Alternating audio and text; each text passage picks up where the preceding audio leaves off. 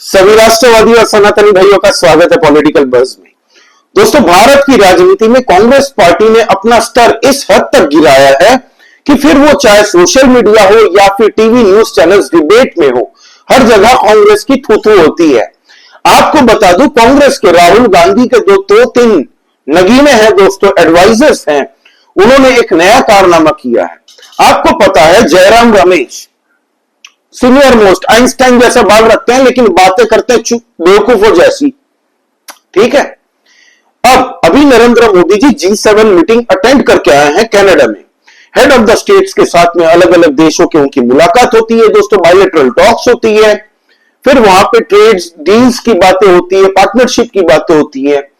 इसी बीच अमेरिका के president Donald Trump का कॉल जाता है नरेंद्र मोदी जी को, एक कर्टेसी कॉल कि नरेंद्र मोदी जी आप कनाडा तक आए हुए हैं तो एक काम करिए, आप अमेरिका आ जाइए, एक स्टॉप ओवर ले लीजिए, यहां पे छोटा सा मुलाकात भी हो जाएगी इसी बहाने।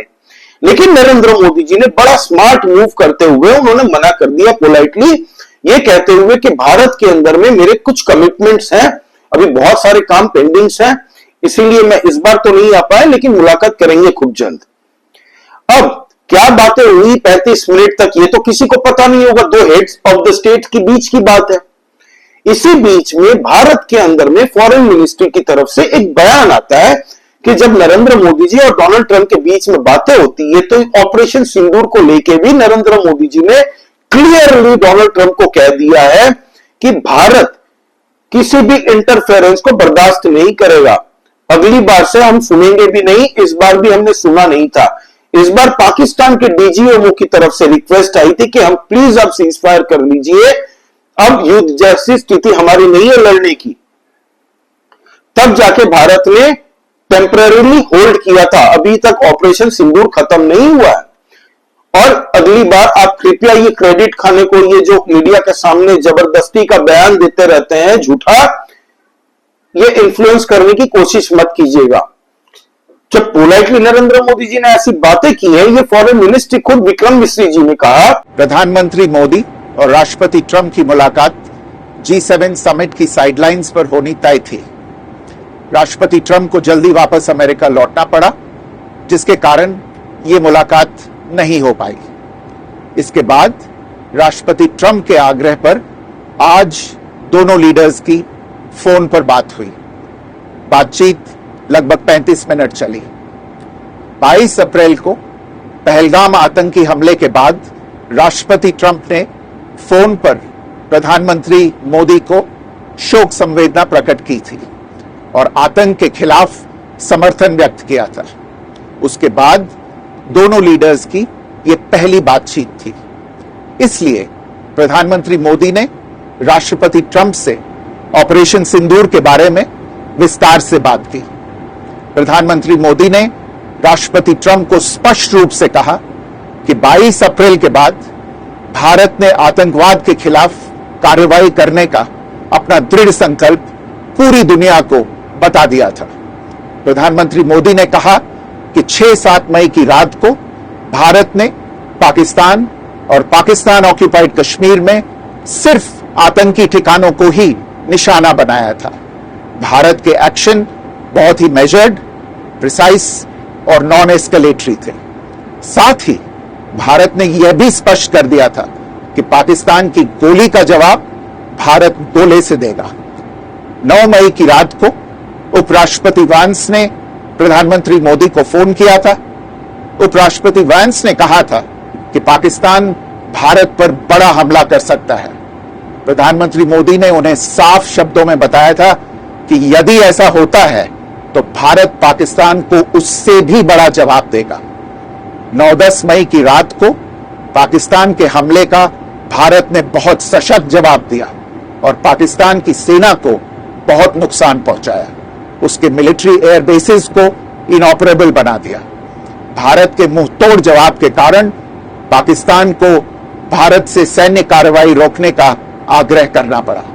प्रधानमंत्री मोदी ने राष्ट्रपति ट्रंप को स्पष्ट रूप से कहा कि इस पूरे घटनाक्रम के दौरान कभी भी किसी भी स्तर पर भारत अमेरिका ट्रेड डील या अमेरिका द्वारा भारत और पाकिस्तान के बीच मध्यस्थता जैसे विषयों पर बात नहीं हुई थी। सैन्य कार्रवाई रोकने की बात सीधे भारत और पाकिस्तान के बीच दोनों सेनाओं की एग्जिस्टिंग चैनल्स के माध्यम से हुई थी और पाकिस्तान के ही आग्रह पर हुई थी। प्रधानमंत्री मोदी ने जोर देकर कहा कि भारत ने न तो कभी मध्यस्थता स्वीकार की थी, न करता है और न ही कभी करेगा। उसके बाद में कांग्रेस पार्टी के जयराम रमेश, आइंस्टाइन जैसे बाल वाले अंकल, राहुल गांधी के जयराम अंकल, इन्होंने सवाल पूछे हैं कुछ कि बताइए नरेंद्र मोदी जी क्या बातें हुई है डोनाल्ड ट्रंप के साथ में और आपके बीच में। ठीक है, अब उन्होंने जनवरी महीने के 2025 के एक रीड आउट को लाए हैं वो अमेरिका की, उसको दिखाते हुए कहा कि जो अभी फॉरेन मिनिस्ट्री ने कहा है, जो डोनाल्ड ट्रंप और मोदी जी के बीच में बात हुई है, जो भारत की फॉरेन मिनिस्ट्री ने प्रेस बताया है, वो और अमेरिका का रीड आउट दोनों मैच ही नहीं खा रहा। तो कौन झूठ बोल रहा है बताइए नरेंद्र मोदी जी। 14 बार डोनाल्ड ट्रंप कह चुका है कि भारत और पाकिस्तान के बीच में सीज फायर करवाने में उसका हाथ था। सवाल पूछ रहे हैं कौन? जयराम रमेश, कांग्रेस पार्टी के नगीने, ये पवन खेड़ा, ये सब नगीने एक से एक। भाई कांग्रेसी कोई जवाब दे दे, किसको बिलीव करोगे तुम? अमेरिका को बिलीव करोगे कि भारत के प्रेस जो फॉरेन मिनिस्ट्री की तरफ से ब्रीफिंग आई है उसको बिलीव करोगे? ऑपरेशन सिंदूर के वक्त में राहुल गांधी चीयर लीडर बने हुए थे पाकिस्तान के। पाकिस्तान जो बोल रहा था उसी बात को भारत के अंदर में राहुल गांधी दोहरा रहे थे। अपने ही फौज से, अपने ही सरकार से, जब पूरा 140 करोड़ का देश एक साथ खड़ा था, मुसलमान, सिख, हिंदू, क्रिश्चियन सब एक होके खड़े थे, उस वक्त में राहुल गांधी ने सवाल पूछा कितने रफाल गिरे हमारे, ये हमें बताओ, क्योंकि जयराम रमेश, पवन खेड़ा और मुझे नींद नहीं आती रात को बिना जाने। उस वक्त में चाइना के एयर डिफेंस सिस्टम को भारत की फौज ने तोड़ा है, उनके रडार सिस्टम को तोड़ा है, उनके JF-17 को तोड़ा है। तो चाइना का दर्द भारत समझ सकता है कि पूरे चाइनीज वेपन इंडस्ट्री की किरकिरी हुई है पूरे विश्व के सामने। लेकिन उनका एजेंडा चलाने वाले भारत के अंदर में चाव से भारत के फौज के खिलाफ, उनके शौर्य के खिलाफ सवाल उठा रहे। तो ऑपरेशन सिंदूर पे सवाल उठा लिया, जिसका सबूत खुद पाकिस्तानी सोशल मीडिया में वीडियो बना बना के दिखा रहे थे। ये हमारे एयर बेस है, इसको फूंक दिया भारत ने। ये हमारा सिविलियन एरिया है, इसको फूंक दिया। ये हमारे मस्जिद थी यहाँ पे जो आतंकवादी जैसे मोहम्मद चलाता था, उसको फूंक दिया भारत ने। वो लोग वीडियो प्रूफ दे रहे थे और भारत के अंदर में राहुल गांधी जी सवाल पे सवाल उठा रहे थे। और राहुल गांधी जी पूरे दिन मस्त ब्रॉडकास्ट हुए पाकिस्तान की मीडिया में और पाकिस्तान के हीरो बन चुके हैं। तो पहले तो कांग्रेस पार्टी ये बताए कि आप पाकिस्तान की तरफ से बैटिंग करना कब बंद करेंगे। मोदी विरोध करते करते आप इस हद तक आ चुके हैं कि भारत विरोध पे अब खुले आम नंगई से आप आते हैं। तो हेड ऑफ द स्टेट के बीच में क्या बात होती है ये जयराम रमेश को बताएंगे Narendra Modi ji. All party meeting करने की मांग कर रहे हैं जयराम रमेश। और जैसे ही बीजेपी ने काउंटर किया कि तुम जनवरी का 2025 का रीड आउट दिखा के लोगों को राहुल गांधी बनाने की कोशिश कर रहे हो, ये नहीं चलेगा। तब जयराम रमेश ने यू टर्न मारते हुए कहा मैं अपना बयान वापस लेता हूं, गलती हो गई, मैं इंसान हूं। फिर भी मेरा सवाल यह है कि नरेंद्र मोदी जी को ऑल पार्टी मीटिंग करके बताना चाहिए कि क्या बातें हुई। 99 सीट वाली पार्टी आज इतनी बड़ी औकात हो गई तुम लोगों को। पिछले 3 लोकसभा से जनता ने जवाब दिए हैं, 99 चुनाव राहुल गांधी हार चुके हैं, फिर भी ये सुधरे नहीं है। कांग्रेस पार्टी ये क्यों नहीं बताती कि राहुल गांधी कहां है अभी? राहुल गांधी विदेश में गए हैं, पता नहीं है लोकेशन उनका किसी को भी। कांग्रेस पार्टी को जब पूछा गया मीडिया के द्वारा तो बता नहीं पाए, सब एक दूसरे का मुंह ताक रहे थे वहां पे। सोशल मीडिया में और दिल्ली में ये बातें अब उड़ रही है कि राहुल गांधी जी की क्या जॉर्ज सोरोस के बेटे की जो 2-4 दिन 5 दिन पहले शादी हुई है 14 तारीख को, क्या वहां पे गए हैं? क्योंकि वहां पे ओबामा, हिलरी क्लिंटन सब कोई मौजूद थे वहां पे। एक डीप स्टेट का अड्डा बन चुका था वो। तो राहुल गांधी जी कहां है ये खुले में बताना चाहिए। कांग्रेस पार्टी को, क्योंकि वो भारत के लीडर ऑफ ऑपोजिशन का ओहदा उनको मिला हुआ है। हर एक भारतीयों का जानने का हक है कहां गए हैं राहुल गांधी जी। बिना बताए चले गए। हालांकि उनकी माताजी का स्वास्थ्य खराब हो चुका था, ये दूसरी बार है इस महीने में। गंगाराम हॉस्पिटल में वो एडमिट भी हुई थी। हालांकि भगवान उनके स्वास्थ्य को ठीक कर दे, यही प्रार्थना है। लेकिन राहुल गांधी जी अपनी माताजी की तबीयत खराब होने के बावजूद विदेश में छुट्टी मना रहे हैं। सोचिए आप, अभी राहुल गांधी जी का जन्मदिन है कल 19 तारीख को, ठीक है। तो कांग्रेस पार्टी ने एक नया प्लान निकाला है कि हम लोग रोजगार मेला लगाएंगे राहुल गांधी के जन्मदिन पे।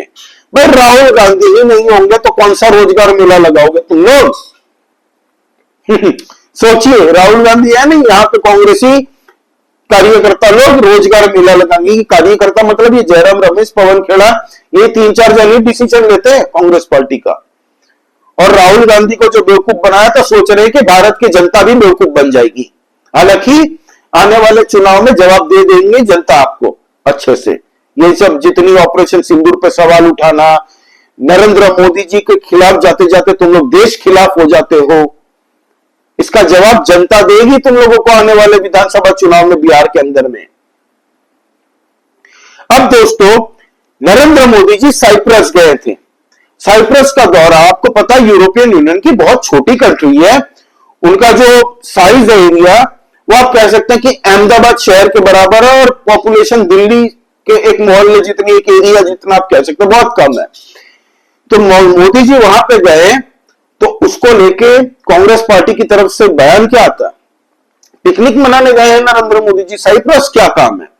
भाई अगले साल साइप्रस यूरोपियन यूनियन का प्रेसिडेंसी बनने वाला है, जो ठीक है। तो अब यूरोपियन यूनियन साइप्रस के हाथ में अगर आता है अगले साल, तो नरेंद्र मोदी जी अभी से रिलेशन बांध रहे हैं। और सबको पता है कि ऑपरेशन सिंदूर के तहत में तुर्की ने मदद की थी पाकिस्तान की। तुर्की के साथ सांप और नेवले जैसे रिलेशन है साइप्रस का। तो नरेंद्र मोदी जी वहां पे चले गए, तुर्की की नींद उड़ गई और यहां पे कांग्रेसियों की नींद उड़ गई। सवाल उठाने लग गए, क्यों गए Narendra Modi ji? Highest civilian award दिया है नरेंद्र मोदी जी को साइप्रस ने। सोचिए, इतना मान सम्मान भारत के देश के 140 करोड़ों के तरफ लोगों का देखने का नजरिया चेंज हो चुका है पूरा विश्व का। फिर भी कांग्रेसी कह रहे हैं कि भारत की डिप्लोमेसी फेल्ड है। इनके वक्त की डिप्लोमेसी सबको पता है ना, कि मनमोहन सिंह जी जाते थे, ऐसे खड़े हो जाते थे साइड में, कोई उनको साथ फोटो भी नहीं खिंचाता था। कब आते थे कब जाते थे किसी को नहीं पता था।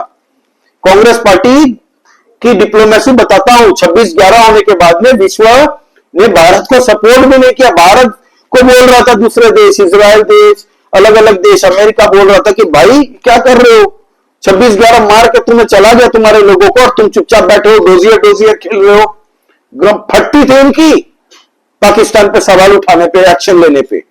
हमारी फोर्सेस ने जब कहा कि हम तैयार है, खाली ऑर्डर दो, ऑर्डर नहीं दिए इन लोगों ने, और अब ये सवाल उठा रहे हैं। आर्टिकल 370 नरेंद्र मोदी जी ने हटाया, जबकि ये दे के गए थे कांग्रेस ने। कांग्रेस दे के जाए और नरेंद्र मोदी जी वो सुधारे। फिर वक्फ बिल, वक्फ बोर्ड बनवाया था कांग्रेस की सरकार ने, उस पर भी अब वक्फ बिल पास करवाया भाजपा ने। Indus treaty, Indus water treaty, वो कांग्रेस की देन है, ठीक करे नरेंद्र मोदी जी। फिर भी इन कांग्रेसियों की, 2% के कांग्रेसियों की गालियां सुने नरेंद्र मोदी जी। भाई भारत नहीं सहेगा, भारत के लोग नहीं सहेंगे। इतनी नकारात्मक राजनीति करनी है ना, विदेशी ताकतों के कठपुतली बन के हैं आज कांग्रेस। जॉर्ज सोरोस के साथ में इनके क्या कनेक्शन है, आज तक कांग्रेस पार्टी ने जवाब नहीं दिया। आपको पता, पार्लियामेंट के अंदर में 50 सवाल पूछ लिए हैं। निशिकांत दुबे जी ने पूछे थे, सुधांशु त्रिवेदी जी ने पूछा था, अमित शाह जी ने पूछा था कि बताओ क्या रिलेशन है कांग्रेस पार्टी का, राहुल गांधी का और जॉर्ज सोरोस का। नहीं बता पाए थे। संबित पात्रा ने प्रेस कॉन्फ्रेंस करके पूछा था, फिर भी जवाब नहीं दिया था इन लोगों ने। अमेरिका जाते हैं राहुल गांधी जी तो इल्हान उमर के साथ में तस्वीर खिंचवाते हैं, भारत विरोधी बयान देते हैं वहां पे। कांग्रेस पार्टी जवाब नहीं देती यहां पे। बड़े जवाब तो तुम लोगों को देना पड़ेगा, हर चुनाव पे चुनाव हारते हो, फिर भी सुधरते नहीं है कांग्रेसी। अब दोस्तों आपको बता दें कि इतनी सक्सेसफुल G7 मीटिंग हुई है, अब नरेंद्र मोदी जी वहां से क्रोएशिया जाएंगे। आपको पता, क्रोएशिया इतनी उत्सुकता से नरेंद्र मोदी जी का वेट कर रहा था कि भारत के प्रधानमंत्री क्रोएशिया आ रहे हैं, हमारे लिए गर्व की बात है। वहां से जब बयान आ रहा है तब पता चलता कि भारत के 140 करोड़ों की तरफ देखने का दुनिया का नजरिया अब चेंज हो चुका है। कोई भी भारतीय विदेश में जो है उनसे पूछ लो ना कांग्रेसियों, तुम्हारे सैम पित्रोदा अंकल का हिंडनबर्ग के साथ में क्या लिंक था, ये मोसाद ने जब एक्सपोज किया उनका ईमेल हैक करके, फिर भी तुम लोगों के पास जवाब नहीं था। उसके बाद में हिंडनबर्ग बंद करके भाग गया मोसाद के डर से। तो ये तो हाल है कांग्रेसियों की। और बातें ये लोग करते हैं बड़ी बड़ी, सवाल पूछते हैं। भाई सवाल पूछना है, लॉजिक वाला सवाल पूछो ना। अभी नरेंद्र मोदी जी भारत आए भी नहीं है, जनवरी 2025 का रीड आउट दिखा के तुम राहुल गांधी बनाने की कोशिश कर रहे हो 140 करोड़ की जनता को। आज भारत के लोग इतने बेवकूफ नहीं है, तुम राहुल गांधी को बेवकूफ 50 बार बना लो, और बना ही रहे हो, तभी ये हाल है कांग्रेस पार्टी का। फिर भी ये लोग नहीं सुधरे तो बिहार में आने वाले विधानसभा चुनाव में जनता जवाब दे देगी बिहार के अंदर में। तो ये है दोस्तों पूरा मुद्दा। इनके हिसाब से ऑल पार्टी मीटिंग होनी चाहिए, मेरे हिसाब से होनी ही नहीं चाहिए। ब्रीफिंग जरूरत हो तो प्रेसिडेंट ऑफ इंडिया को ही देनी चाहिए। ऐसे न तो क्या दो हेड ऑफ द स्टेट के बीच में क्या बात होती है, ये सब क्या जयराम रमेश के बीच में बैठा के बात करेंगे। अब इन्होंने एक सवाल नया पूछा, आसिम मुनीर के साथ में डोनाल्ड ट्रंप का लंच हुआ था कल, तो अब जयराम रमेश पूछ रहे हैं ये फेल्ड डिप्लोमेसी है भारत की कि आसिम मुनीर के साथ में डोनाल्ड ट्रंप खाना खा रहे हैं व्हाइट हाउस के अंदर में। तो डोनाल्ड ट्रंप क्या पूछ क्या करेगा जयराम रमेश को, नहीं आसिम मुनीर जी आप मत आइए, जयराम रमेश भारत के अंदर में और पवन खेड़ा को तकलीफ हो रही होगी इसलिए आप मत आइए। क्या फॉरेन कंट्री कोई भी डिसीजन लेती है तो क्या भारत क्या सोचेगी ये लिख के देती है। कल को चाइना पाकिस्तान को अपने गोद में बैठाता है तो सोचता है वो भारत क्या सोचेगा या अमेरिका क्या सोचेगा। मतलब 70 साल से भारत का दुर्भाग्य था कि ऐसे लोगों के हाथ में सत्ता थी, देश इनके हाथ में था। इनके आईक्यू सेंस देखिए कि दूसरे देश ने यह क्यों किया, इसमें भारत की फेल डिप्लोमेसी है। वाह, अगर नरेंद्र मोदी जी डोनाल्ड ट्रंप के इनविटेशन पे अगर चले भी जाते ना अमेरिका, तो यही लोग छाती कूटते, यही लोग छाती कूट कूट के मीडिया के सामने आते और बोलते देखिए भारत ईरान विरोधी हो चुका है, इजराइल की गोदी में जाके बैठ चुका है। क्योंकि नरेंद्र मोदी जी ने बड़ा ही स्मार्ट मूव लिया, क्योंकि वो वहां पे जाते तो ईरान विरोधी एक सेंटिमेंट बन जाता लोगों के बीच में। कांग्रेसी ये लोग तो उस्कावा देते, इनके पाले हुए जो बलात्कारी पांडे का भाई है वो खलियर खैराती, सारे यूट्यूबर जो पहले न्यूज चैनल्स में हुआ करते थे, वो सब मिलकर एक एजेंडा प्रोपागेंडा नया बनाते। तो ये है दोस्तों मोटा मोटा जो वर्णन किया मैंने, ये कांग्रेस पार्टी ने अभी जो नया कल स्टार्ट किया है उसको लेके जो हर जगह थू हो रही है उनकी, ये था पूरा मुद्दा। आपका इस बारे में क्या कहना है प्लीज कमेंट करके बताइए, लाइक कीजिए इस वीडियो को और प्लीज सब्सक्राइब करिए। दोस्तों भारत के इंटरनल पॉलिटिक्स को लेकर हम लोग डिस्कस करते रहते हैं। जय श्री राम सभी सनातन और राष्ट्रवादी भाइयों को। जय हिंद, वंदे मातरम।